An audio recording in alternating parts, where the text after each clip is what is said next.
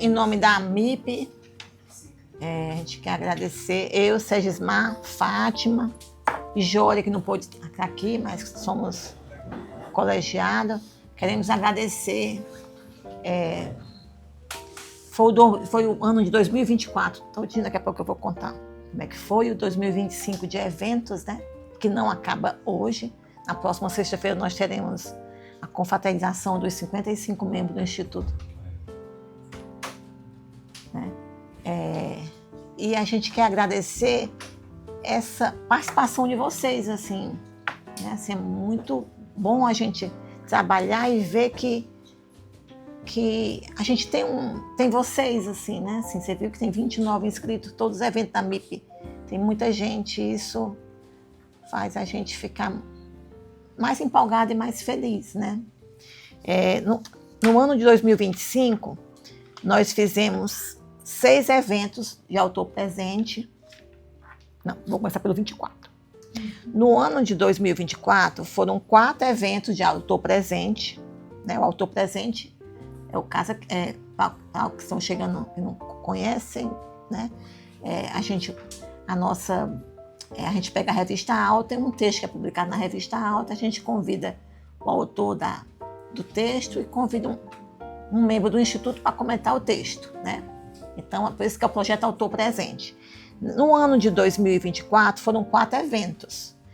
O Sonho do Analista, foram 3 eventos. O Sonho do Analista é um membro do Instituto, ele traz uma vinheta onde tem um sonho, né? E a gente convida um membro da sociedade para comentar. Sempre essa vinculação do membro do Instituto com o membro da sociedade. Porque o nosso objetivo foi realmente ter essa integração, essa troca, aproximar cada vez mais os membros do Instituto da sociedade. E eu acho que a gente conseguiu, né? Assim, a gente conseguiu. Também em 2024 nós tivemos o evento que foi da ABC, que foi o encontro regional da ABC e a MIP, foi a ABC e a MIP. Então esses foram os eventos do 2024. 2025 nós tivemos 6 autores presentes, com 6 eventos, e 4 Sonho do Analista. E teremos no dia 12 de 2 a confraternização dos 55 membros do Instituto. Hoje nós somos 31 egressos, 10 da turma nova 16, que é André e Angélica, e 14 da minha turma, que no caso sou eu, Tibô, Fátima e Maíra, por enquanto que está aqui, né? Vai chegar mais gente. São quantos mesmo? Somos 55. Que absurdidade, gente. 55 anos da sociedade. Nos 50, 31 egressos. Né? 31 egressos, 14 da turma 15 e 10 da turma 16, que é a turma dos meninos, do André e da Angélica, né? E aí, eu fui pesquisar a Veridiana, o significado do nome Veridiana. A Veridiana significa a verdadeira divina. Quanto verdejante, fresca ou cheia de vida. Dependendo da origem que se considera, o nome, na origem latina, significa vera, verdadeira, mais diana, que é divina, né? Ou de viridis, que é verde. Então, é um nome associado à vitalidade, à autenticidade, à esperança. E isso é nossa querida Veridiana, né? E eu ouso a criar um novo significado para a Veridiana, a Verdiana. A Verdiana? Porque a Veridiana, estou mudando o nome. A Veridiana, nos eventos da MIP, quando a gente coloca as plantas, ela fica, essa planta aqui, não sei o quê.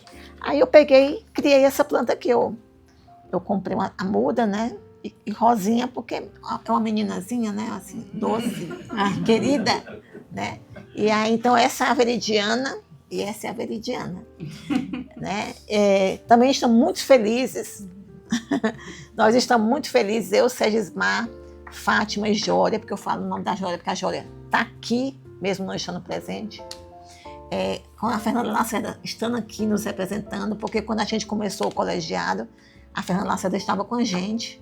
E foi muito importante a participação dela no colegiado. As nossas reuniões é meio coisa de maluco, porque a gente se reúne aos domingos, das 6 às 20 horas, na sede da AMBIP, que a gente decidiu que era o consultório do SEGESMAR. Nós apossamos, né? E então, assim, e a gente tem nas nossas deliberações, a gente disse que a gente da AMBIP não iria participar, a gente ia dar voz aos nossos colegas, a gente não ia participar. Então, quando a Fernanda está aqui falando, é como se ela estivesse falando por mim, pelo SEGESMAR, pela Fátima, pela Jória, que a gente decidiu não dar vez aos colegas, né? Como ela não é mais da AMBIP, ela pode pode falar, né? E vai nos representar muito bem. Sim. E eu quero agradecer a presença de vocês, o apoio de vocês, assim, o carinho de vocês, assim.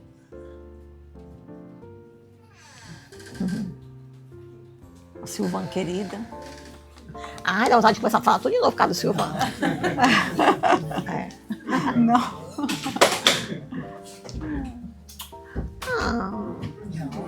Não, vamos, não tá tarde. Tá. Então a gente quer agradecer muito a presença de vocês, assim, assim, o carinho que vocês têm por nós, membros da AMBIP, né?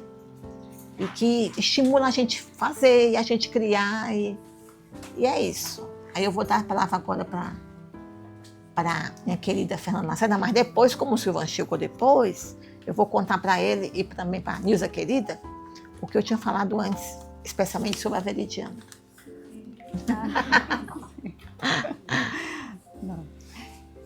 Boa noite, né? Boa noite a todos. Obrigada pela presença. Quero agradecer a Selmi pelo convite, né?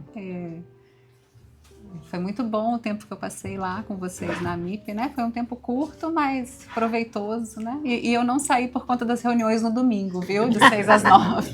Deixemos isso claro. Escolhas, né, que a gente tem que fazer, enfim. Quero agradecer essa oportunidade, né, de estar comentando o trabalho da Veridiana, né, que eu não vejo como verdiana, porque está muito madura em termos teóricos, né, é um trabalho com muita consistência teórica. E assim, eu me senti um tanto afortunada quando eu tive o primeiro contato com o trabalho, porque achei muito legal assim, poder comentar um artigo que discute essas mediações entre sexualidade e cultura. Então, achei isso ótimo. E aí, o título do artigo da Veridiana, né, não sei se todos leram, é Imbricações sobre Sexualidade e Cultura, um trajeto culturante da pulsão. Já nas primeiras linhas do artigo, a Veridiana deixa claro que ela vai discutir o conceito de eros como sexualidade culturante. E para isso, ela retoma a ideia central na teoria freudiana de que a sexualidade é a base sobre a qual o psiquismo se constitui. E ela vai fazer o percurso do sexual, do que ele tem de mais primitivo e pulsional, até uma sexualidade a serviço do processo civilizatório. E aí eu pensei, antes de trazer as ideias da Veridiana, que eu vou trazer de forma bem resumida, porque é um artigo muito denso, eu pensei de trazer as minhas impressões quando eu fiz a minha primeira leitura, né, no artigo. Aquela leitura mais geral, né, sem se ater aos detalhes. E aí eu fiquei assim, 3 pontos me chamaram bastante atenção. O primeiro foi isso, né? Foi que é um artigo muito denso, assim, com os conceitos todos entrelaçados, né? Uma aula de Freud, né?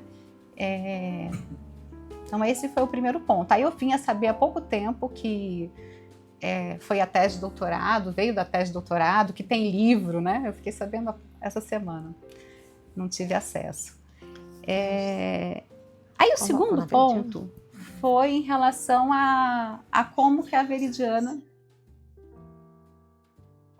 Posso continuar? Como que a Veridiana usa o termo cultura, né? Ela vai trazer o termo cultura como se fosse um conceito, né? De uma forma bem abstrata, né? Como se fosse algo homogêneo. Ela não contextualiza, não especifica de qual cultura ela está falando. E o terceiro ponto, que foi o que mais me intrigou e que foi difícil deixar de lado quando eu tentava trabalhar o artigo, foi, né, como que a Veridiana está aqui, né, falando de forma minuciosa, fazendo esse trajeto todo de sexualidade culturante, sem falar em pulsão de morte. Como que ela ousa, né? Então, assim, fiquei com isso, sabe? Como que a gente vai falar de cultura, né?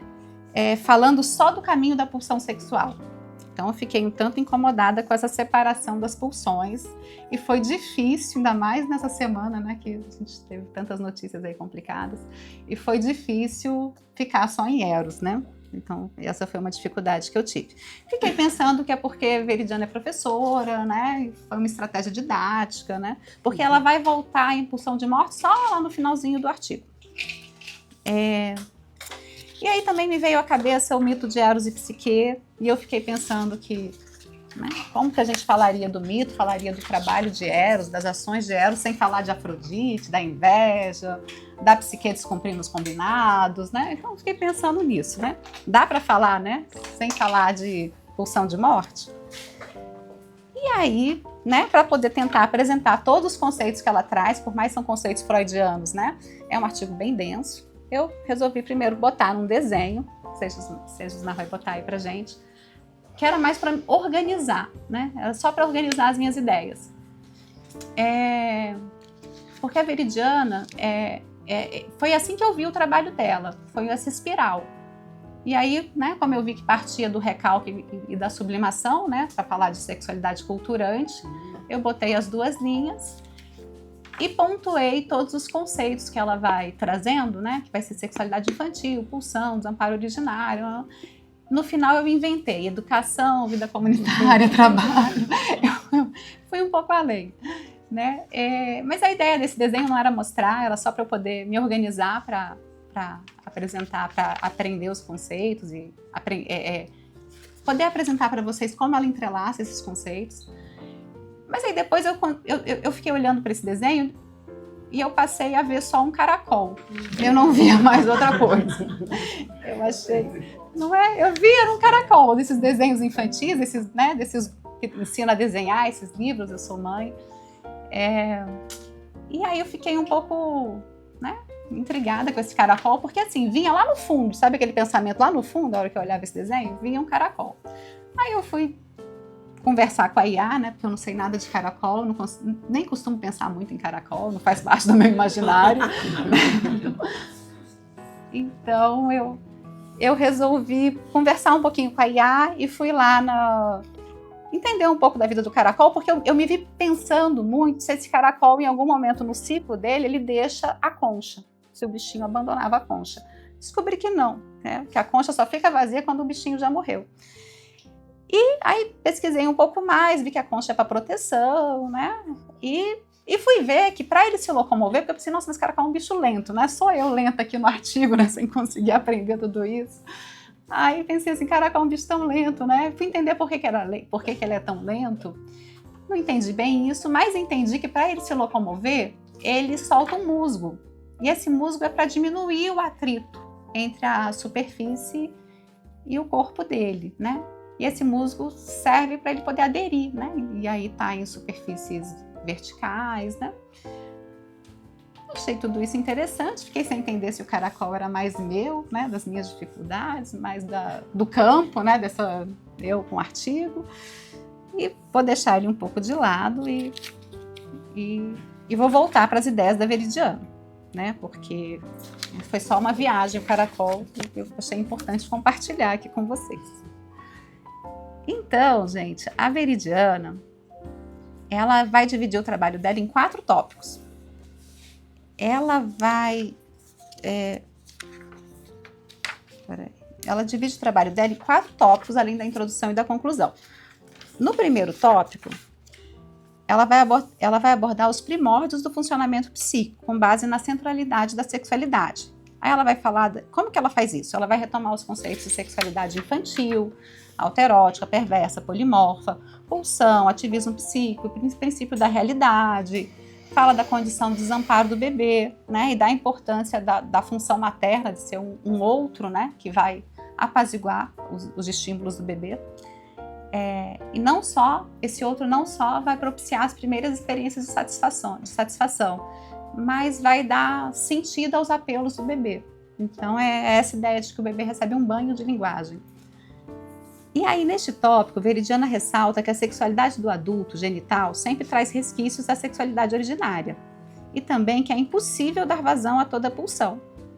Veridiana vai delineando um psiquismo que se faz em constante devir, buscando novos caminhos para a pulsão e o necessário engajamento em objetos culturais. Então, esse é o primeiro tópico. No segundo tópico, Veridiana se debruça sobre a relação da pulsão com o laço social. Ela parte do conceito de processo de identificação para falar da formação do eu, do ideal do eu, lançando uma ideia de que mesmo o que frustra possibilita a estruturação do psiquismo e a construção dos vínculos. Isso está muito bem amarradinho. Aí nesse mesmo tópico ela vai falar do complexo de Édipo, da importância da internalização da lei, né? Que pela passagem pelo Édipo a gente se torna capaz de desejar e reconhecer a realidade social e os limites, né, à realização do desejo. Evidencia-se que a Veridiana traz a ideia de um social que organiza a vida da criança, por meio da oferta de modelos identificatórios. Assim, esse social, que é bem freudiano, né? Esse social regula as relações entre os homens em benefício da vida comum e permite, que acho que é a ideia central dela, a construção de mediações entre o sujeito e a cultura. Isso é algo bem importante no trabalho dela. Me pareceu que essas mediações, pelo simples fato de serem mediações, teriam uma conotação positiva, né, no trabalho dela. E eu fiquei lá intrigada, mas positivo para quem, né, do ponto de vista social? Aí eu me lembrei, né, assim, não sei se domingo agora, sábado, domingo, teve a Tereza Pinheiro fez o lançamento do livro dela, né, com a Nilza, estava lá. E aí eu me lembrei da Tereza, Nilza, falando porque eu não conhecia a Tereza Pinheiro, nunca li nada dela, mas ela falando das implicações da cultura na formação do psiquismo, né, e das formas de sofrer. E ela falando da escassez do tempo, né, desse sintoma que a gente vive atualmente da escassez do tempo, todo mundo super atarefado, né, e vivendo uma ilusão de que o avanço tecnológico vai nos permitir ter mais tempo, né. E aí ela contou uma historinha, né, de quando ela fez doutorado. Ela usou a máquina de escrever, na época era a máquina de escrever. E aí ela contou essa historinha, né, que logo em seguida chegou o Word, alguma coisa assim, e ela ficou encantada com o Word, né, achando que isso a gente ganharia muito tempo, né? Mas não, né? Ela vai falar, ao mesmo tempo que os avanços tecnológicos nos dão mais tempo, eles nos tiram, né? Nessa cultura do imperativo do consumo, do neoliberalismo. Eu fiquei pensando que a gente vive um pouco, né, isso em relação a IA, né, tem uma promessa aí, né, se com esse tanto de IA a gente vai poder ter mais tempo ou não, né, mas aí, né, dito isso, eu vou voltar para o artigo da Veridiana, porque aí ela vai entrar no terceiro e no quarto tópico, que é o recalque e a sublimação,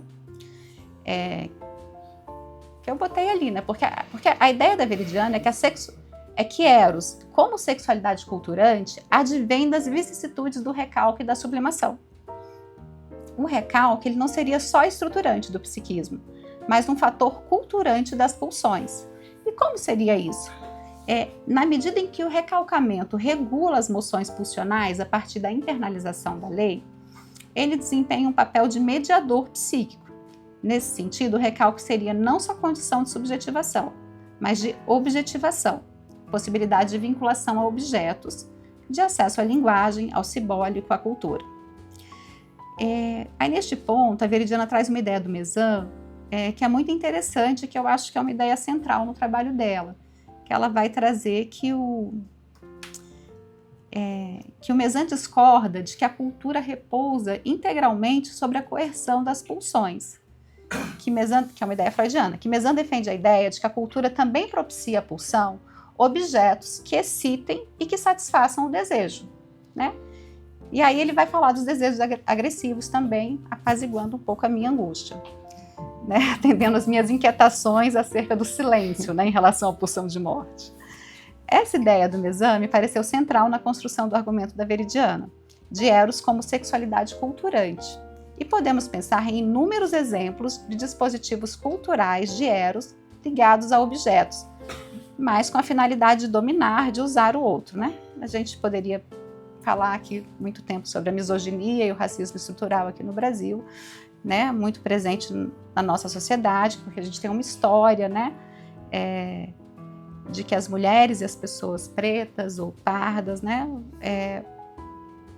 podem ser depositárias de impulsos agressivos e de dominação, isso de forma validada, autorizada, viabilizada por dispositivos culturais e religiosos. Pensei, né, na escravidão, né, hoje em dia tem, não sei se vocês, hoje em dia tem muita, quando a gente vai fazer turismo em algumas regiões do país, tem como a gente fazer um turismo em que a gente entende a história do Brasil a partir dos negros, né? Lá em Ouro Preto tem muito isso, em São Luís também. E aí eu me lembrei, né, de algumas coisas que a gente ouviu e disso, né, que a escravidão no Brasil, né, assim, era justificada, né, por alguns membros da igreja, justificavam porque as pessoas pretas não teriam alma, né? Então por isso que e os índios teriam, né? Então os índios não teriam sido escravizados e os pretos. Mas enfim, isso foi algo que eu ouvi e achei. Hã? Sim, mas foram também, enfim, mas que desistiram de escravizar os índios e ficaram, né? Porque os pretos não teriam alma. Então, assim, coisas que me vieram à cabeça que eu não vou adentrar muito, que a gente pode conversar depois, né? E aí eu cheguei no último tópico do trabalho da Veridiana, que ela fala de sublimação. E para mim foi uma surpresa, porque a sublimação, ela não foi coroada, como eu imaginei que seria o trabalho da Veridiana. Falei assim, gente, mas por quê? Eu fiquei... Como assim? Veridiana parte da ideia da importância da sublimação, né? Porque propicia uma experiência de satisfação, ao mesmo tempo que favorece a organização cultural. Contudo, ela fica muito mais envolvida com os riscos e perigos da difusão pulsional, né, que acontece no processo de sublimação. Então, assim, por mais que a energia usada para a criação advenha da agressividade liberada neste processo, a autora Veridiana fica muito preocupada com a diminuição da força de Eros, porque ela, né, tem essa ideia que, por conta dessa dessexualização, que envolve o processo de sublimação e a desfusão pulsional, e essa liberação da agressividade, teria uma diminuição da força de Eros. E aí ela retoma, né, algo que Freud fala, que é o eu podendo ficar exposto à ameaça de maus tratos e de morte em função da liberação das pulsões agressivas no supereu. Que é um aspecto que a gente pode pensar, né, nesses vários artistas, músicos, né, pessoas brilhantes que cometem ações que, né, ou diretamente ou não, levam ao autoextermínio. Mas, mesmo tendo isso, né, eu fiquei ainda intrigada com essa história e me dei conta que eu não tinha percebido isso na minha primeira leitura. Achei um tanto diferente, né, como se o recalque fosse, né, como se ela fosse pró-recalque, não pró-civilização. Foi a impressão, entendi tudo errado. Não sou pró-recalque. Pró-recalque. Pois é, fiquei com essa viagem aqui, ainda bem que a Veridiana está aqui para esclarecer, né? E imagino que, né, foi a minha leitura e ainda é um compilado de um livro, né? Enfim. Não sei se eu entendi bem, fiquei pensando numa posição muito conservadora, um apego à neurose, uma ilusão de que a pulsão de morte estaria atenuada. Aí me veio muito à cabeça Dogville. Acho que vocês já assistiram, né? Acho que imagino. Que é um filme do diretor dinamarquês, Lars von Trier, eu acho que é assim que se fala. E que eu acho que é muito interessante, não sei se todo mundo viu, mas ele filma como se fosse um teatro, né? Assim, o filme se passa num vilarejo, né? No alto das montanhas. Não é spoiler não, só o iniciozinho, é só o cenário. Não vou dar spoiler não. E aí... Não, é só o começozinho. Ele é filmado como se... não tem paredes. Então, assim, é como se fosse um teatro, assim. São várias casas, um vilarejo, e não tem paredes. Então, tudo é visto e, ao mesmo tempo, nada é visto, sabe? Isso causa muito impacto, pelo menos em mim. A protagonista é Nicole Kidman, né? É excelente. E eu acho que ele retrata muito essa proximidade, ele explora essa proximidade entre uma dinâmica neurótica e perversa, né? Então, acho que foi por isso que me veio muito Dogville aqui, como reagindo, né, às minhas impressões do texto da Veridiana. E aí eu chego na conclusão do texto, né, que aí finalmente, né, dentro de mim, angustiada, neurótica, né, finalmente ela vai trazer, né, a pulsão de morte lá na conclusão, com bastante força, né. Ela fala que Eros se constitui numa relação de contradição, e o que seria isso, né? A força de Eros só se faz presente nas vicissitudes psíquicas, porque há uma força implacável que tende a destruir o que foi construído, que é o que a gente está acostumado a pensar. Assim, Eros teria essa função de impulsionar as relações humanas, propiciando satisfações menos avessas ao desenvolvimento cultural e driblando as intenções de desconstrução de Thanatos. Então, fiquei pensando assim, né, no jeito que ela estruturou o artigo, no final chegar na pulsão de morte, fiquei pensando que talvez não fosse uma estratégia didática, né, acho que a Veridiana vai dizer isso aqui, que fosse mais o que era realmente o objetivo dela, né, apresentar um Eros mais potente, né, principalmente porque ela vai, né, detalhar a constituição do psiquismo, né, nessa relação com outra cultura. E aí eu fiquei pensando que é como se a Veridiana quisesse mesmo enfatizar a força invisível de Eros. A gente está acostumado a pensar nessa força invisível só em Thanatos, né? E aí eu acho que, né, como ela vai dizer, né, dessa sexualidade, desse Eros culturante, a partir da formação do psiquismo, né, é como se ela quisesse enfatizar Eros como uma força invisível, né, direcionando o nosso olhar para isso. Achei muito legal, assim, achei que fez muito sentido para mim, não sei se foi isso mesmo. E aí, né, voltando aí no desenho, que acabou ficando aí eu entendi que essa linha que era Eros não era Eros, né, é Eros e Thanatos, né, tem Eros e provavelmente, né, entrelaçado com a linha que faz a espiral, né, com Thanatos. Mas fiquei pensando que se fosse para retratar bem, assim, a minha imagem, que eu entendi do artigo, seria Eros, Thanatos e cultura, entrelaçadinho, seria uma trança, né? Vi o artigo dela desse jeito. Achei interessante, achei inovador, né? E fiquei pensando também que aí, né, olhando essa concha, depois de tudo isso, me veio muito né, uma fala, né, um ensaio do Rubens Alves, né, que é até capa de livro dele, que é, né, o caracol, me veio ostra, né?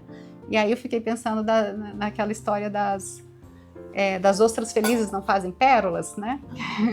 Porque vem de a pérola vem quando uma partícula estranha, né, entra na ostra e a partir ela vai envolvendo aquela partícula e vem a pérola. Então ele fala que ostras felizes não fazem pérolas, fiquei lembrando disso, acho que tem alguma coisa a ver com essa história de pulsão de vida, pulsão de morte, resolvi trazer.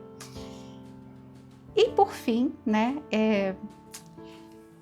várias, né, acho que falar de pulsão de vida e pulsão de morte, várias coisas vêm à mente, né, várias obras literárias, e aí eu pensei em trazer uma que me veio muito à mente ao longo desse artigo inteiro, acho que em conformidade com a minha inquietação, eu acho que veio um conto de Borges, que é um conto curtinho, eu achei que valia a pena trazer, porque é bem rápido de ler. Só que é um conto que eu acho bem impactante, né? Eu falei, nossa, não posso fazer isso, terminar com esse conto. Então é uma coisa, acho, talvez mais, eu tiraria Eros, né? E aí eu resolvi terminar, trazer também uma poesia da Cecília, que eu acho que tem muito a ver com Eros e com pulsão de vida. E aí eu vou pedir para o Segismar baixar aí. O slide seguinte não, é o próximo. Aí era só uma viagem, bota aí no próximo, é esse. Então eu vou ler, acho que vocês podem acompanhar, né? É desse livro aqui, né? O Lef. E se chama Os Dois Reis e os Dois Labirintos. Contam os homens dignos de fé, mas Alá sabe mais, que nos primeiros tempos houve um rei das ilhas da Babilônia, que reuniu seus arquitetos e magos e os mandou construir um labirinto tão desconcertante e sutil que os varões mais prudentes não se aventuraram a entrar, e os que entravam se perdiam. A obra era um escândalo, porque a confusão e a maravilha são operações próprias de Deus, e não dos homens. Com o passar do tempo, veio à sua corte um rei dos árabes, e o rei da Babilônia, para zombar da simplicidade do hóspede, fez com que ele penetrasse no labirinto, onde perambulou ofendido e confuso, até o cair da tarde. Então implorou socorro divino e deu com a porta. Seus lábios não proferiram queixa alguma, mas disse ao rei da Babilônia que ele, na Arábia, também tinha um labirinto, que se Deus lhe fosse servido, lhe daria a conhecer algum dia. Depois voltou à Arábia, reuniu seus capitães e alcaídes e devastou os reinos da Babilônia, com tamanha boa sorte que arrasou seus castelos, dizimou sua gente e aprisionou o rei. Amarrou-o em cima de um camelo veloz e o levou para o deserto. Cavalgaram 3 dias e disse-lhe: ó rei do tempo, e substância e cifra do século, na Babilônia desejastes que eu me perdesse num labirinto de bronze, com muitas escadas, portas e muros. O poderoso teve por bem que eu agora te mostre o meu, onde não há escadas a subir, nem portas a forçar, nem cansativas galerias a percorrer, nem muros para impedir a passagem. Logo depois desamarrou e o abandonou no meio do deserto, onde ele morreu de fome e de sede. A glória esteja com aquele que não morre. Então, acho que a gente pode conversar um pouquinho depois, mas eu queria terminar com a Cecília. Vamos lá? No próximo. Que é uma poesia que está na... Eu tenho a coletânea, né, de todas as poesias dela. Tá aparecendo tudo, tá? Que é Sobre as Muralhas do Mar. Sobre as muralhas do mar, conversaremos. Sobre as muralhas do mar, entre areias, espumas, colunas, o que passa e o que perdura, conversaremos. Conversaremos de um tempo que imaginamos, que não houve, azuis e verdes, caminhos, destinos, glórias. Conversaremos. Os muros do mar são altos e esquecemos, e as perguntas ficam intactas, não mudadas em respostas. Como é o som das palavras sobre as ondas? É um riso de asas, de brisas, de uma alegria selvagem escutaremos. No longínquo mar das almas não conversaremos. E é isso. Obrigada, gente.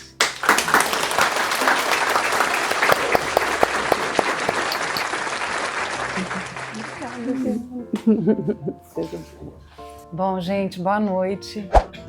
Eu estou até um pouco emocionada com a leitura tão minuciosa e cuidadosa, Fernanda. Obrigada. Eu acho que eu vou contar um pouco da história desse trabalho. Obrigada, Selmi, pelo convite também e pelo acolhimento para essa conversa. Obrigada mesmo. Bom, esse trabalho ele foi publicado na Alter em 2014, então isso tem muito tempo. E ele terminou de ser escrito em 2010, né? É um trabalho fruto da minha tese de doutorado, então isso tem mais de 15 anos, né? E me deu um estranhamento ler esse trabalho, né? Veridiana, né? 15, 16 anos atrás. Então, muita coisa surgiu a partir dessa leitura e ainda mais agora de escutar a Fernanda, né, esse encontro com os leitores do texto, né, e daquilo que isso que provoca na gente a partir dessas outras leituras possíveis. Certamente, eu acho que essa Veridiana que escreveu, né, esse texto tem ela aqui hoje, obviamente, né, mas tem todo outro percurso que eu fui fazendo, né, depois desses 15 anos. E, bom, eu fui buscar, né, a minha tese e por acaso eu peguei pelo fim, né, o último parágrafo. E foi interessante porque quando eu peguei o parágrafo, ali estava escrito que estudar Eros, estudar a sexualidade na cultura, eu disse assim, que era o apelo ao amor universal.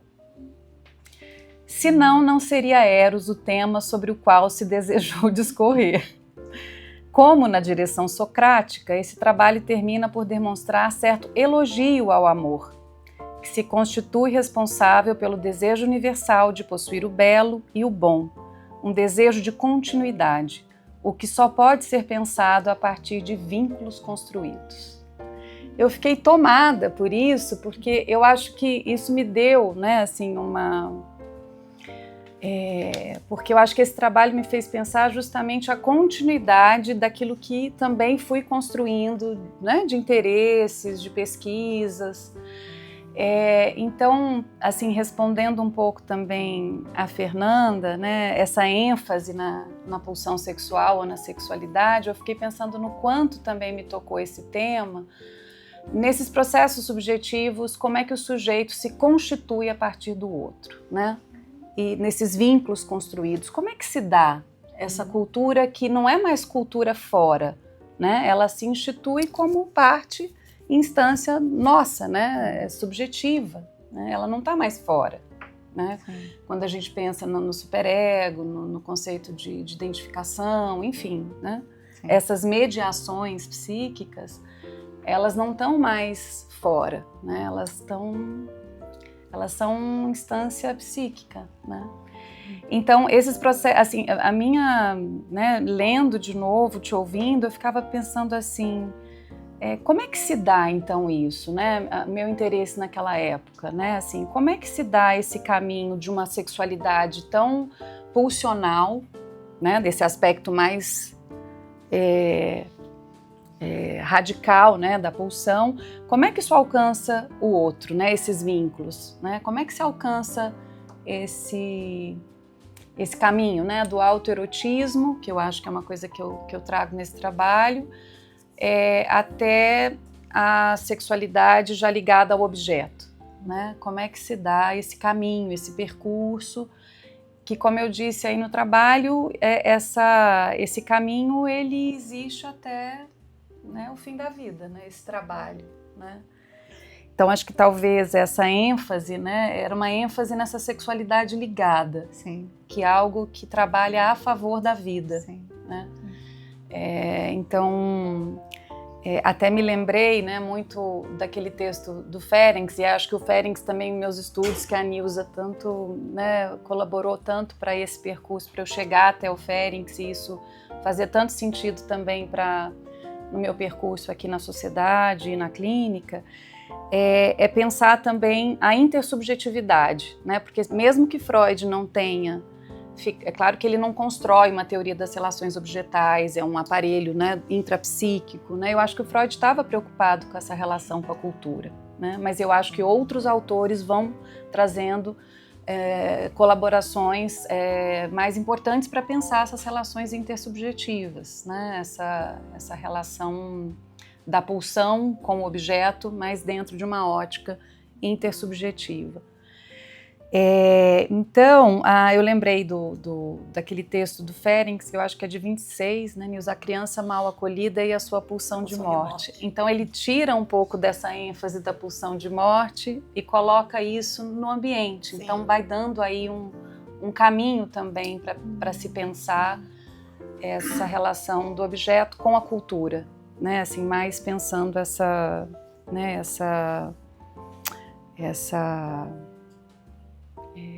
a qualidade também da relação, né, intersubjetiva nos processos psíquicos. Então, eu acho que esse caminho, né, que eu parti da pulsão, né, desse aspecto mais originário até o objeto, seria um pouco pensar esse sujeito atravessado por essas mediações da cultura, né? E aí essa lembrança que você trouxe do Mézin, que eu acho muito interessante, porque Freud é muito isso mesmo, né? Esse aspecto da cultura, né, repousa sobre a coerção das pulsões, mas mas o Mésange diz, mas olha, e a cultura como aquela que propicia, favorece os processos, né, subjetivos, né? Eu acho que isso tem uma força importante mesmo para distanciar, né, desse lugar só de domesticação das pulsões. E eu acho que também é muito simplista pensar Freud nessa relação muito dicotômica entre pulsão de um lado e cultura do outro. Um outro aspecto que me chamou muita atenção, assim, reler esse texto, é porque, acho que não sei se vocês sabem, né, acho que alguns que já me conhecem, eu fiz um percurso acadêmico, né, inicialmente, assim, então muito na teoria, quis ler muito Freud, mestrado, doutorado, e depois eu vim fazer a formação na sociedade. Então, é um trabalho muito teórico mesmo, né, metapsicologia, mas eu acho que isso me ajuda muito. Eu acho que a metapsicologia, ela traz, né, um terreno,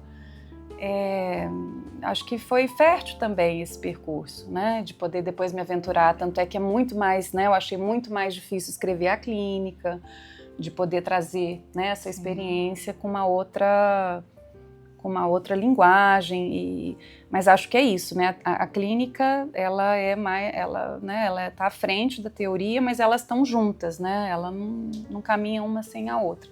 Mas eu queria dizer isso, né? Assim, falei, meu Deus, como é metapsicológico esse trabalho. E assim, os conceitos, né? Mas foi um trabalho muito importante na minha trajetória. E aí, quando, né, eu fui publicar na Alter, eu falei, acho que eu vou fazer, então, um resumo desse, né, claro que tem muito, né, outras mediações teóricas, mas acho que o artigo é fruto dessa reflexão que eu acho que traz aí esse interesse, né, eu acho que o amor como um fator civilizador. Né? Só que eu acho interessante porque o Freud, ele não abre mão do aspecto narcísico do amor. Ainda que a gente tenha algum distanciamento narcísico para amar, para incluir o diferente nessa instância subjetiva, ninguém abre mão desse narcisismo. O amor continua sendo e trazendo esse elemento. E aí eu achei bonita a Teresa Pinheiro no sábado, né, no lançamento do livro, que ela vai dizer algo assim, que o amor tem muito proximidade com o narcisismo, a ternura não. Né? Ela vai falar da ternura mesmo, como uma abertura para o outro, né? Para desfrutar pelo prazer, né? De estar com o outro. Então, ela vai trazer essa dimensão que eu achei que também é um elogio, né? A ternura, de alguma forma, né? Como esse aspecto que inclui o outro, se distanciando desse lugar mais narcísico, né, que eu faço talvez esse caminho, né, do autoerotismo, da pulsão, do sujeito, né, que precisa desse outro, né, mas que não é um trabalho dado, né, pronto. É um caminho, um trabalho, um investimento pulsional, a construção do psiquismo se dá ao longo da vida, né? Não está garantido que esse outro vai estar inserido nessa subjetividade. E aí eu lembrei do Hélio Pellegrino, que ele vai, até aquele livro da Larissa, tem um momento que ele vai dizer do amor como a única revolução verdadeira. Eu acho que eu continuo apostando, né? Mas eu acho que não desse lugar idealizado, porque eu acho que diferente da paixão, né, o amor, eu acho que ele inclui a diferença, ele traz aí esse outro com essas mediações, né? Então, acho que tem aí algo dessa... E aí, até no trabalho, que eu não vou poder, infelizmente, estar no dia 14, que vai ter a apresentação dos trabalhos que foram 13, né? Porque uma das coisas que eu pensei no trabalho que eu apresentei lá no Congresso é que se a gente poderia pensar o trabalho analítico, né? Acho que o Thibaut, a Maíra estavam lá, né? Se o trabalho analítico, aí é uma pergunta que talvez até para provocar a nossa conversa aqui, se o trabalho analítico tem a ver com essa inclusão do outro na esfera psíquica, né? Dessa espécie de experiência de eros, porque aí o eros aqui não é essa pulsão desligada, não é esse lugar, né? Já tem aí uma mediação, né, da cultura, do outro, instituída, né, como uma alteridade, né, como algo que inclui a diferença. Se o trabalho analítico teria relação com isso, né, com essa... sem idealizações também, né, mas assim, né, porque é um trabalho também que não tem como você dar vazão a essas, né, a essa pulsionalidade, e nem também os efeitos da cultura, do outro, né, de forma absoluta. Aí só mais uma coisa para também abrir para a gente conversar, eu diria que nem o recalque nem a sublimação são saídas também absolutas. Porque se em Freud o recalque ele é visto, né, desse lugar de organizador das pulsões, né, de culturalizar as pulsões, ele também traz a marca do adoecimento, né, de uma espécie de fixação da libido, né, não tem uma polissemia, né, fica uma coisa fixa, né? Então traz o adoecimento. Se a gente pensar, ele também vai falar do superego. O superego também como esse culturalizador das pulsões, mas ao mesmo tempo o superego pode ser altamente tirânico e adoecedor também, né? Então eu acho que não tem uma resolução da mesma forma da sublimação, né? Porque o Freud não abandona essa espécie de dualidade, né? De sexualidade, de eros com tânatos, né? Ou a desfusão das pulsões, no caso da sublimação, né? Então acho que tem aí algo dessa manutenção do conflito também, né? Não sei, um pouco por aí as primeiras ideias, não sei se fez sentido para vocês. Respirou fundo, quer dizer que acabou. Não. As primeiras ideias, A né? gente conversa. Pra vocês pensarem junto comigo. Até, Fernanda, até assim, pensando um pouco assim, antes que... Tem uma coisa que eu anotei ouvindo, né? Você falar sobre o Borges e a Cecília, né? Eu marquei essa frase: a glória esteja com aquele que não morre, né? É isso que permanece vivo, né? E eu achei bonito isso da Cecília. Como é o som das palavras sobre as ondas, né? É uma pergunta que eu acho que te coloca essa curiosidade, essa criatividade, né? De uma abertura para a vida, né? Não sei, que caminhos são esses, né? Em que o sujeito pode estar mais ligado à ternura do que à destrutividade. Né? Ideia. Sim. Porque dentro até do que a ótica que a Teresa Pinheiro trouxe, né, do neoliberalismo, quer dizer, aquilo que recrudesce essas experiências de ternura, né? Sim, eu achei que você, né, foi uma excelente lembrança, a ternura. Foi especial, né, quando ela falou da ternura. E essa questão que você traz, Veridiana, que você falou que trouxe na sua apresentação no congresso, que eu não estava, mas essa pergunta, né, eu penso que é algo que se tem muito a conversar, mas que a primeira resposta é sim, né? Pode ter várias mais, né? Mas assim, né?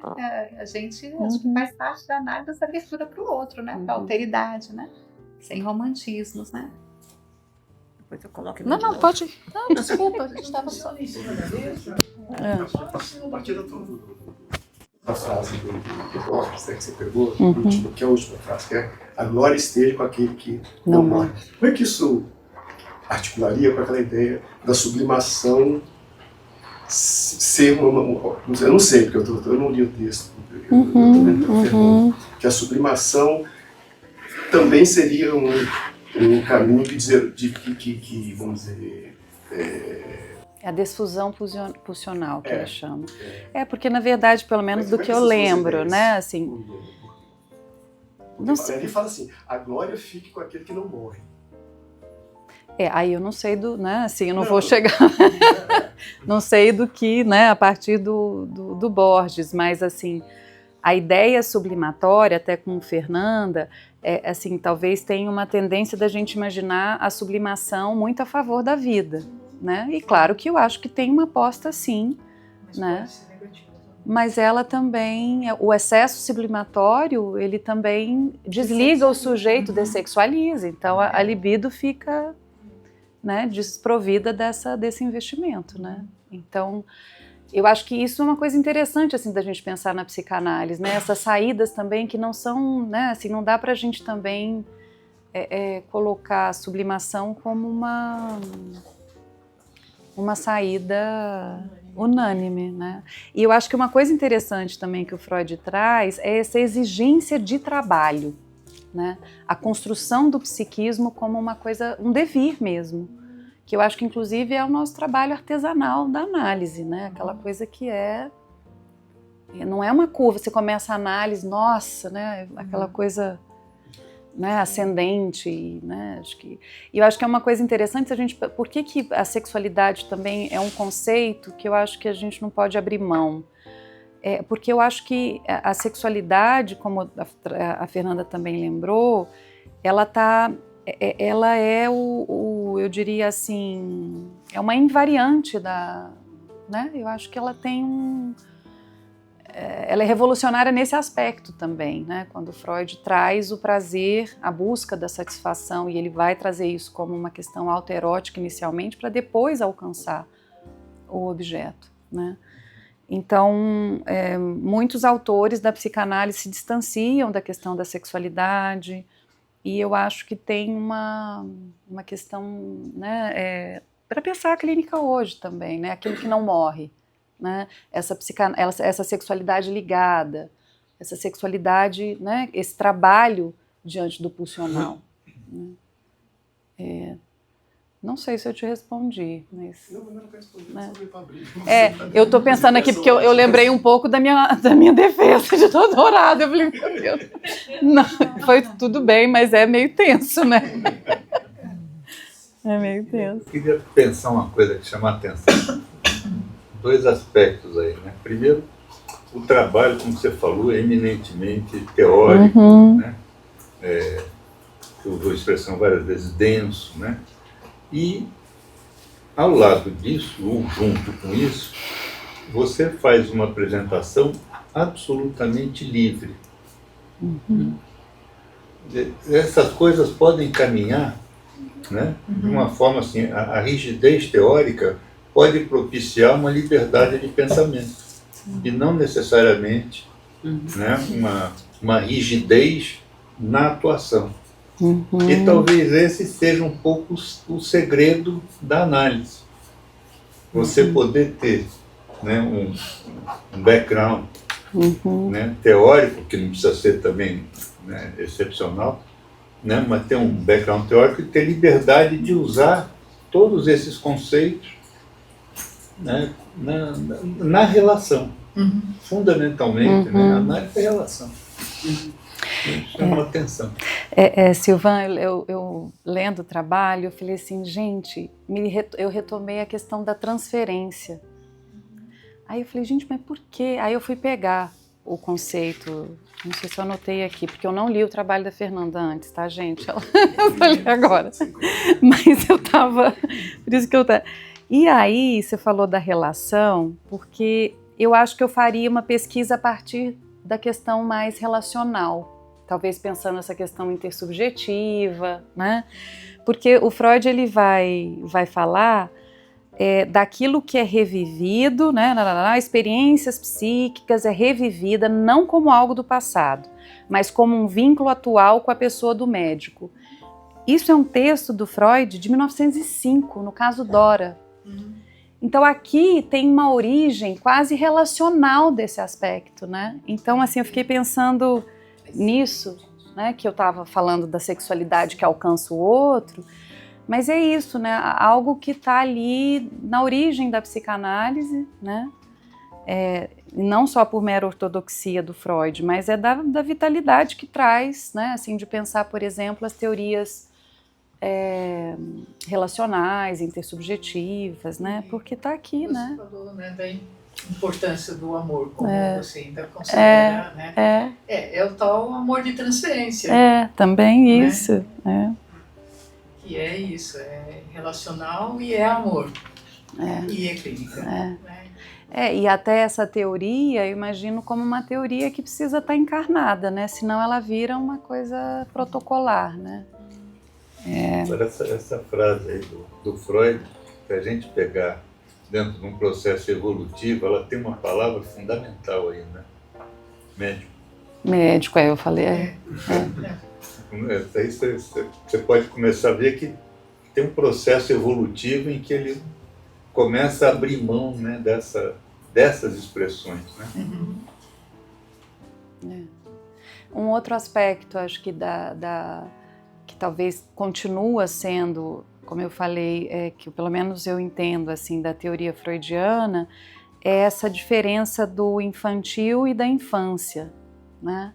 O infantil está calcado nessa ideia da sexualidade, né, infantil, autoerótica, que ela, né, que ela permanece no adulto, né? Então isso eu acho também algo que, enfim, tem gente que não evolui, né? Não é, né? Não, tem gente que não evolui, né? Nem com análise, nem com nada, não evolui. Vai permanecer fixado em alguma coisa, não sai daí. Né? Agora tem um aspecto da cultura aí, eu acho que a gente está deixando um pouco a cultura de lado aí. A gente queria falar um pouquinho também. Aí toca também, quando você estava falando aí da questão, né, do autoerotismo, para depois chegar ao objeto, o quanto a ternura, né, da criança é invadida, é inoculada como é a linguagem da paixão. E o quanto isso provoca e traz uma vida quase como um destino tão trágico e rouba essa infância. Aí que é algo muito, muito impactante. Então o trauma, e quando a gente está, isso que você falou,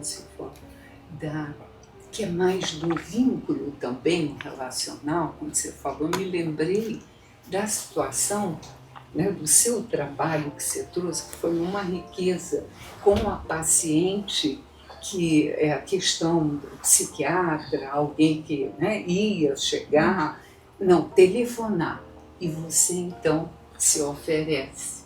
Né? Isso é relacional, isso pode transformar, ou pelo menos, vou botar um neologismo, desenrijecer essa vivência, porque machuca muito. Quantos e quantos adultos, né, que chegam com uma criança mas tão machucada, viva ofensa. E textos, como, por exemplo, você trouxe aí do Freud essa semente que ele deixou aí do relacional. Então, e a clínica, sem dúvida a teoria, né, nos ajuda a pensar, mas no momento ali não é teórico, né? É o que acontece nesse vínculo, aí sim depois. E eu lembrei de uma colega muito querida, que a paciente dela, você não conhece, né? Acho que vocês ouviram, a paciente chega a um determinado momento, ela senta na cadeira da analista. E a analista, tranquilamente, sentou na outra cadeira. E isso levou um tempo. 2 anos. Isso levou um tempo. Ela nunca, olha a capacidade de continência, quase, ou 2 anos. 2 anos, foram 2 anos. Aí, aquela história, né, como o Ferenc fala, né, o João Bobo, a necessidade, até que chegou um momento que ela mesma se deu conta e ela levou um susto, né, a paciente. Seria um barato se o analista deitasse no divã. Pois é, mas se a analista deitasse, ela se daria conta antes do tempo dela. Eu estou me referindo esse processo temporal, que se a gente chega com uma interpretação antecipada do que a pessoa pode receber, está aqui, intelectualiza, sabe, mas a experiência emocional ficou encapsulada. E talvez o caracol, Fernanda, que você trouxe, eu fiquei pensando, nada é por acaso. Te interessou isso aí, né? Então, quando você falou da gosma, é como, para que ele possa andar, ele tem de ter essa gosma. Sim. E, para a criança e para o adulto, quando essa gosma, né, não vem dele, no sentido, eu falo da gosma, de poder ser quem se é, essa gosma está ali, ó, e vai, né? Mas é um processo defensivo. Então, o respeito que a gente tem de ter, como, né, a Clarice Lispector, como é que uma defesa tem de ter muito cuidado, né? Porque senão pode ser uma coluna ou a terceira perna, algo assim que ela fala, né? Então, porque é uma defesa, e uma defesa exige muito cuidado e muito respeito. Foi como essa criança pôde lidar. E é interessante que essa colega nossa relatando isso, depois de 2 anos foi que a analisanda percebeu, mas essa não é a minha cadeira, né? E ela suportou isso, né? Talvez outros fossem interpretar, né? E ela suportou ali o tempo da paciente perceber que ela, o lugar dela era o outro, né? Mas que ela precisava estar ali. Isso é um respeito, né? Respeito ao processo, ao tempo de cada um, né? É uma diferença que está na consciência, né? Do olhar do analista, assim, fiquei pensando, complementando sua fala. Você falou alguma coisa, né, Fernanda, assim, não identifiquei muito bem por que do tempo dele ser lento, né? Do caracol. E aí fiquei pensando nisso, que me lembrei até de um paciente assim, que questiona muito o próprio tempo. E como é custoso a gente reconhecer o tempo subjetivo, né? E até de legitimar o próprio, assim, né? E ele, inclusive, enquanto um analista na informação também, assim. Então, achei muito oportuno até a imagem que te veio nesse sentido de, né, quando a Viridiana fala também esse reconhecimento e a diferença, né, do infantil como algo, inclusive, a ser legitimado em todo e qualquer sujeito, seja lá que idade for, assim, como algo prático, que compõe junto. Você até chegou falando, né, assim, bom, a Viridiana de 15 anos atrás, né, o mais que está aqui junto, mas que tem, com isso, todo um percurso e que isso tudo é o inteiro de hoje com mais abertura para a vida, e achei a imagem também das ondas, assim, que compõem esse movimento mesmo, constante, né, que não se fecha, como a análise é para ser, assim, né, ao que eu entendo, assim, então achei um belo encontro. Eu pensando nisso que você falou aí dessa, vamos dizer, da continência do analista, né? A Fernanda comentando o trabalho, né? Como assim não falou disso? Como assim não falou daquilo? E a gente, na clínica, a gente tem que se pegar nesses momentos de como assim, né? É o outro, né? É o outro que está contando, é o outro que está sentindo. Sim. E se a gente escuta com esse pé atrás de como assim, né? Sabe? Mesmo que seja baseado numa teoria, né? A teoria de seja lá quem for, alguém muito famoso, né? Freud ou quem for. Na clínica ali, é você. Com o que você tem de bagagem teórica, mas principalmente eu acho que é isso, a continência e o entender que é o outro, né? E senão, se a gente se pega questionando, né, a experiência do outro, né? Sim. Sim, eu fui me dando conta desse incômodo meu, falei assim, não, mas né, o que eu né, achei assim, interessante, né? Sim, Porque transpondo para a eu acho que clínica, é né? a ideia da cultura também. Transferindo Né? para a clínica, né? Sim, A gente tem que... Né? sim, não. Mas eu Porque acho acontece, a gente de repente... Mas eu entendi um pouco diferente. Eu entendi um pouco assim, como o trabalho da Vividiana sendo aquela areia da ostra, sabe? Que provocou na Fernanda um incômodo para ela pensar, e ela fez uma coisa bem poética, né? Quer dizer, veio a pérola, né? Veio a pérola, né? Do trabalho. E eu achei muito legal, assim, porque o trabalho que a Vividiana escreve enquanto analista de informação, lá no começo, profundamente teórico, né? E a gente está aqui, e aí cria uma transformação clínica, a gente está pensando clínica a partir. Essa que é a brincadeira boa, né? Esse que é o ponto interessante. Como é que é o nome O trabalho? Não, da atividade? Como é que é?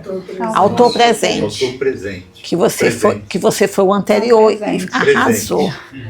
Eu acho que isso é... Análise é presença. Sim. Tá? Então, quando a Fernanda ela faz a referência ao texto, ela está presente o tempo todo. Né? Certo? Ela leu, mas é ela que está presente. Certo? Quando a Viridiana escreve, a Viridiana está presente. Né? Na análise, é presença. Então, se a pessoa com quem você está sente que você está presente, a coisa evolui. Se você não está presente, o outro capta na hora. Verdade. Capta e escapa. Escapta. Capta e escapa. Então, a análise é presença obrigatoriamente de um. O outro, né, depende também um pouco da gente trazê-lo para a presença. Né? Mas análise é presença. Agora, que rico isso que você trouxe, sabe por quê? Que você falou, né? Capta e escapa, capta e escapa. Mas a presença do analista, ela pode ter diversas qualidades também, não é? Aí no lugar capta e escapa, pode vir um escalpo nesse aspecto, né?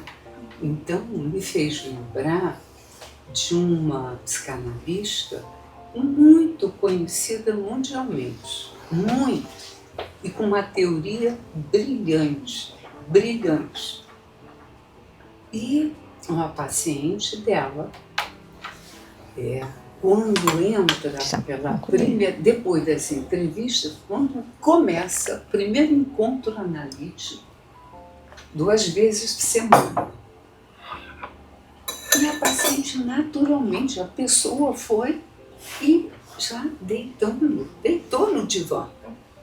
Analista famosíssimo, teoricamente brilhante, mas a presença. Aí a pessoa deitou. O que você está pensando? Não, nada disso. Você não é uma análise, para uma análise, é uma psicoterapia, porque você só tem 2 sessões por semana. Você não tem 4. Então pode levantar. Essa é uma presença que escapa. Né? Vou te dar um outro exemplo, uma presença desse estilo, com um analista de data também famosíssimo.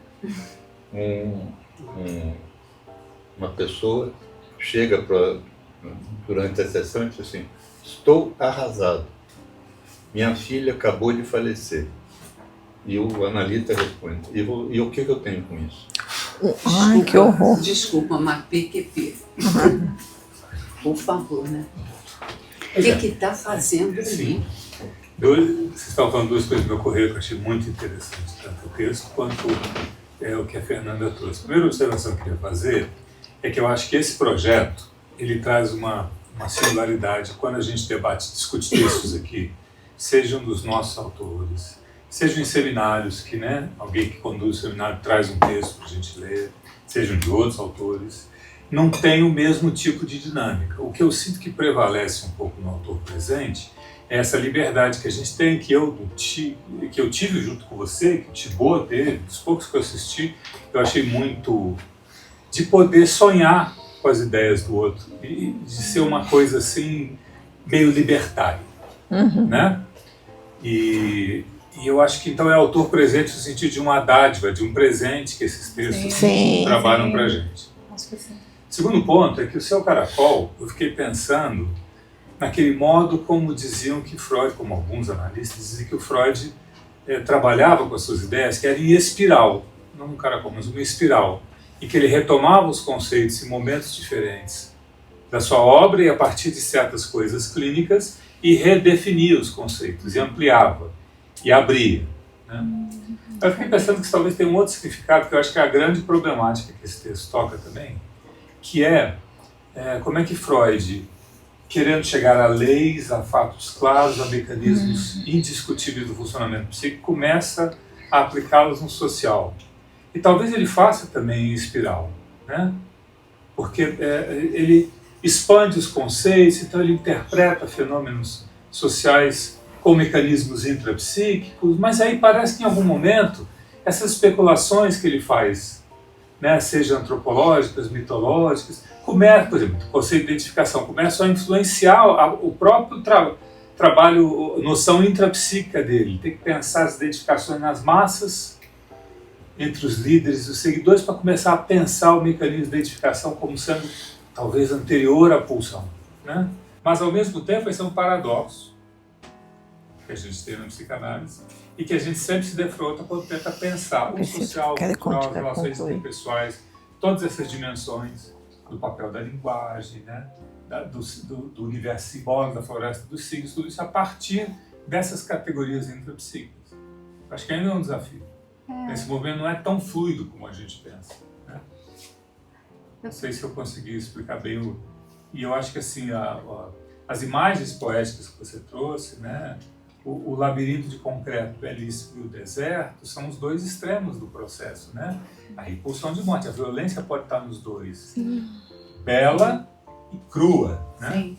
Então assim, não sei, foi isso que me ocorreu um pouco, achei muito interessante, né? E eu acho que dos eventos que eu assisti, não é só uma renovação desses textos que a gente está vendo, é fazer eles, né, nos ajudar a pensar na nossa formação coisas que a gente está pensando, né, em outros contextos, mas de uma maneira mais livre, né? Aqui nós estamos com vários comentaristas, né? Thibaut foi o primeiro a comentar o texto, o Avelino. Temos o Luciano Espírito Santo, que comentou o texto do Roberto Calil. Temos o Alexandre, que comentou o texto da autora presente, Nilza. Nádia comentou o texto do Silvan.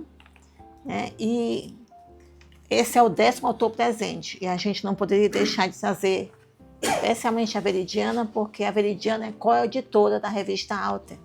E a revista Alter foi que deu a vida a esse projeto, né?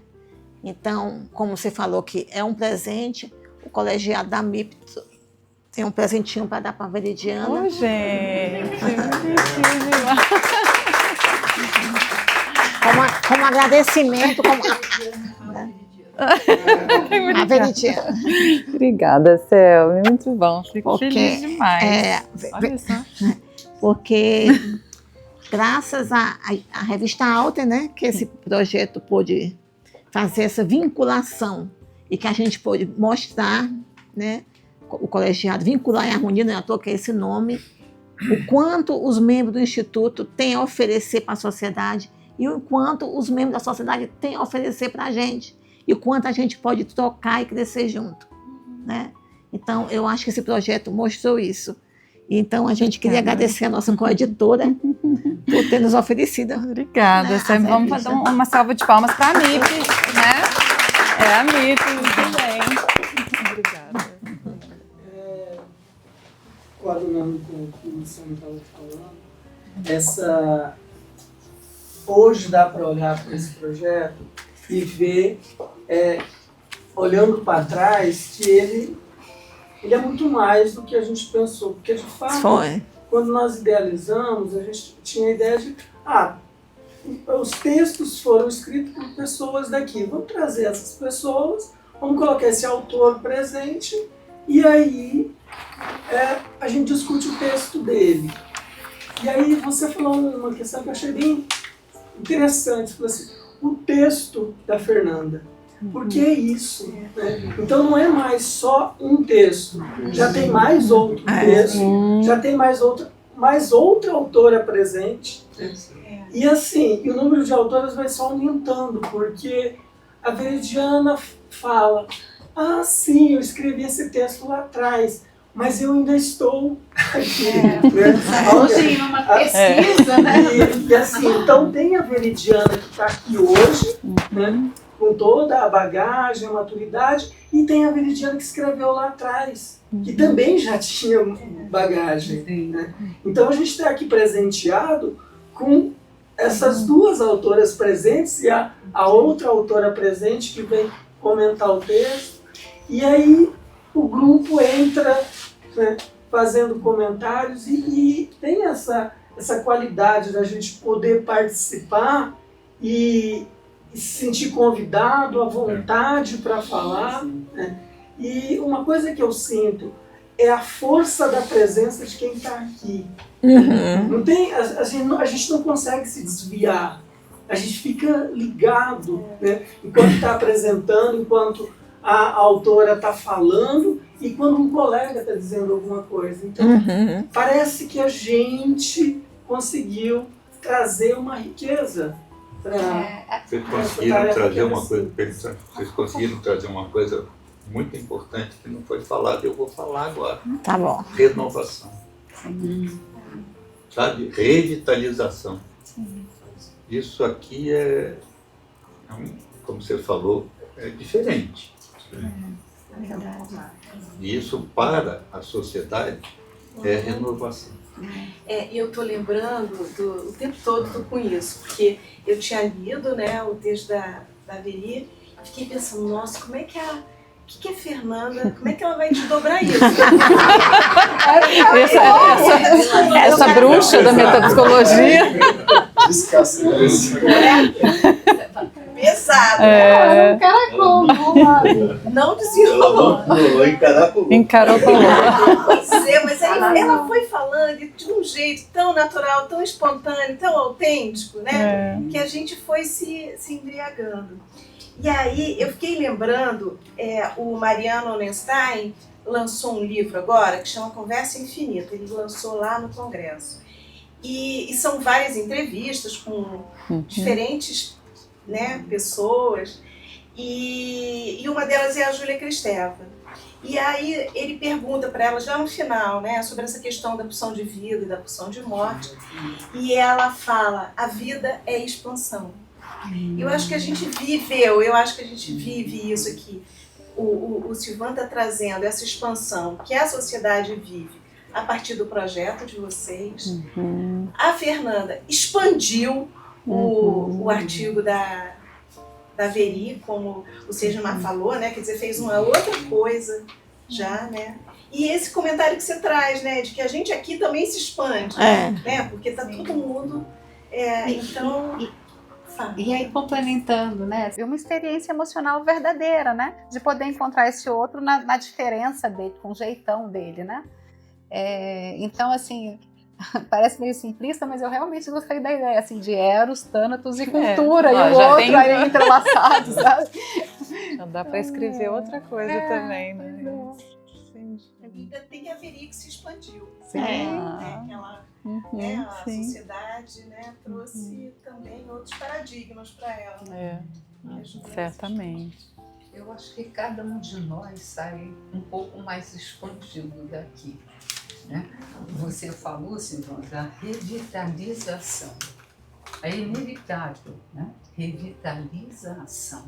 Que muitas reuniões, quantas vezes querendo falar ou não, mas um clima muito mais enrijecido, mais formal, mais duro.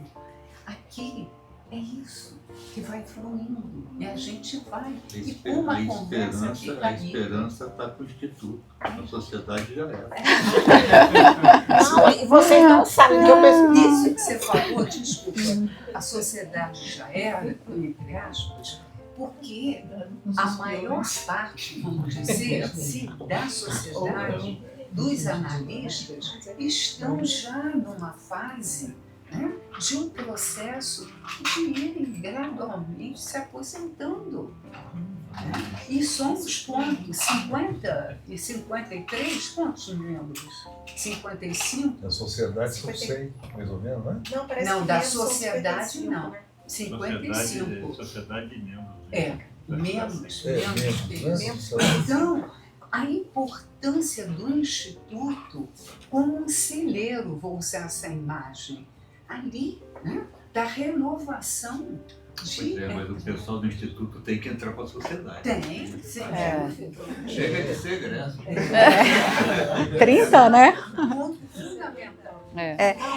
Sobre as muralhas do mar conversaremos, né? Eu acho que é isso, essa sociedade, as muralhas, às vezes a gente sozinho, dividido, sozinho. Então, e esses eventos da MIP, Sobre o céu dos aviões, sobre aquela Você não explica então, sim, sobre o céu dos aviões.